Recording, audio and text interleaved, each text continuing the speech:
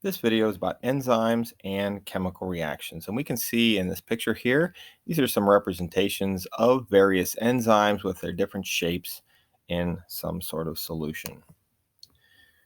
Before we talk about enzymes, we should talk about chemical reactions. What are chemical reactions? Well, we can see that in this picture, we have hydrogen, two molecules of hydrogen, and there are two atoms of hydrogen. And we're combining that with two atoms of oxygen, which is really just one molecule. So we have two molecules of hydrogen combined with one molecule of oxygen, and we're getting two molecules of water. These are the reactants that are going together to form these products. Reactants on the left in a chemical reaction, products on the right. So a chemical reaction is a process in which one or more substances, also called reactants, are converted to one or more different substances known as products. So our reactants have been converted into products. Now, sometimes you'll see one reactant over here being broken down into multiple products. In this case, we see multiple reactants going together to form one product. In a chemical reaction, it's really about the energy. And in this case, we see reactants have slightly higher energy than our products. Somewhere along the line, we lost a little bit of energy. The products have less energy than the reactants. But in this picture, what we want to stress is that between the reactants and the products, there's this transition state. And the transition state is this point where it absorbs enough energy from the environment that the bonds within the reactants are able to become slightly less stable and easily broken so that they can recombine into the products. So the reactants break their bonds in the transition state and end up as products so that substances have changed in some way. So that would be a chemical reaction graph that we were just looking at. Now, what is an enzyme? Well, an enzyme is known as a biological catalyst. And a catalyst is something that speeds up a chemical reaction. So enzymes can make chemical reactions in organisms go faster. They speed up chemical reactions in living cells. So that's what a biological catalyst is. A biological catalyst and an enzyme are the same thing. Now, we could not live without enzymes. And enzymes are a special type of protein. And we can always tell proteins that are enzymes because they end in the letters ASE. And they always have very specific shapes. So like before when we talked about sugars ending in ose, like glucose, sucrose, lactose, these enzymes end in ase. So it'd be like sucrase, lactase. Now, this is something we'll talk about a little bit later, but to give you a quick idea of where these proteins come from, to make proteins, the original code or information on how to make the proteins is in DNA. But DNA is not allowed to leave the nucleus. So it's converted into a different form of information called RNA. And then RNA goes to a special site in the cell called a ribosome where the proteins are actually made. And once they're made, they can go off and do a lot of different jobs for the cell. And what we find is if there's a mutation in the DNA, then you can actually have a problem with your proteins, or therefore your enzymes won't be able to do their job because there's some problem with it. Because the information was wrong here, the information is wrong here in the proteins. Okay, but in order to do this, they have to be able to lower some amount of energy in their reaction.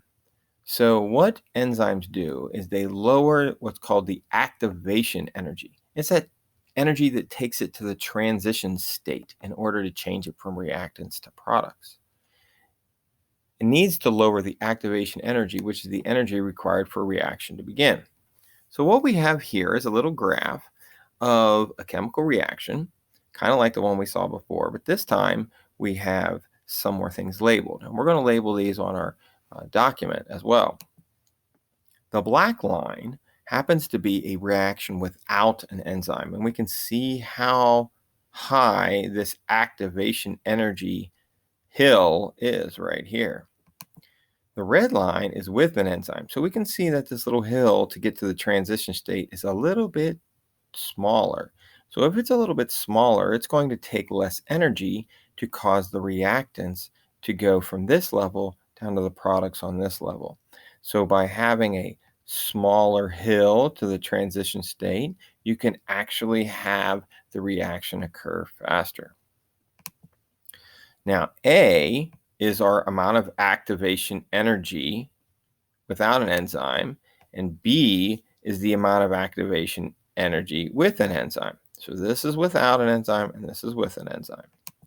And we can see that this is the amount of energy that is lost in the letter C, because there's less energy in the products than there is in the reactants. Now, enzymes work in a lock and key method.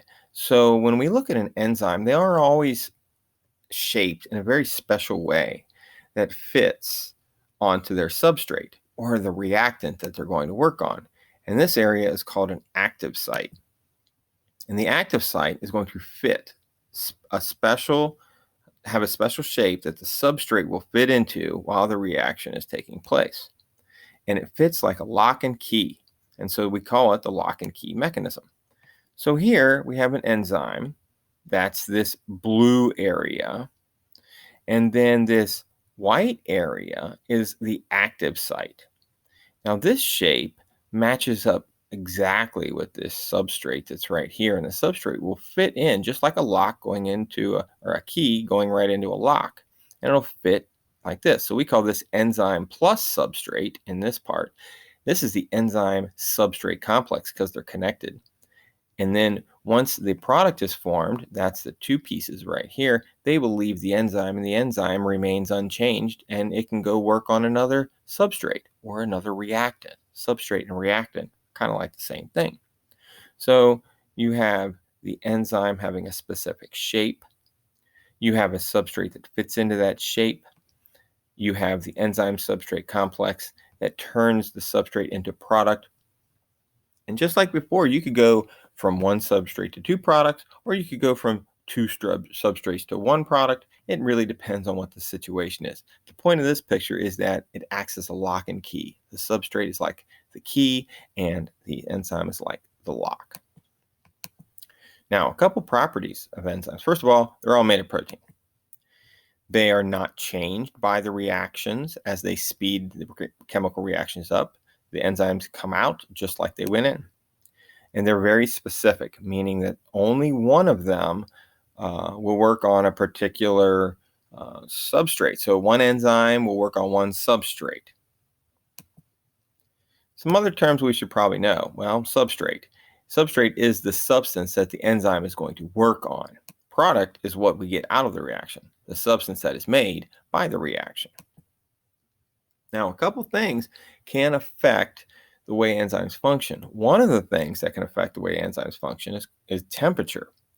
Speed of the reaction increases until an optimal temperature is reached. Now, the optimum temperature is the temperature at which the enzyme is working best. After this point, the rate of reaction decreases until there's no reaction. So enzymes can speed up a chemical reaction, and they actually get better as you increase the temperature up to a certain point. Once that temperature has been reached, then they don't work very well. And we call that denatured. At this point, the enzyme is called denatured if you get to too high of a temperature and the active site has been destroyed, so it doesn't work. And so we can see from this graph, we have the rate of the reaction. And so you have this graph that's going up. Over here is temperature. So you have temperature and rate of reaction. So rate of reaction is dependent on the temperature. So as temperature is going up, the rate of reaction is going up. So temperature is going up, rate of reaction is going up, and it goes up to this point right here. This is the optimal temperature. This is the best rate of reaction that we're going to get, the highest amount of product we're getting at this temperature.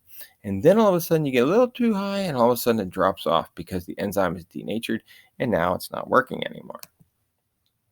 Also, you can affect enzymes by what's called pH. And probably in middle school, you've talked about pH scale. It goes from 0 to 14, with 7 being neutral and under 7 being acidic and over 7 being basic. Well, different enzymes work best at different pHs. For example, this enzyme called pepsin is in your stomach. And your stomach's a very acidic environment. And so it works best at a pH of 2. That's very acidic. And then it kind of trails off afterwards. Now, salivary amylase is found in your saliva, and your saliva is in your mouth. And your mouth is mostly water, and that's a pH of 7. And so it works best at 7. Salivary amylase is an enzyme that works best at 7. And then you have trypsin, and trypsin works best about 9. That is found in your small intestine, and your small intestine is a more basic environment. So you have different enzymes working best at different pHs. So it's important to remember that temperature and pH can affect the way enzymes function. All right, I hope this video has helped you understand enzymes a little better. If you have any questions, please ask them in class.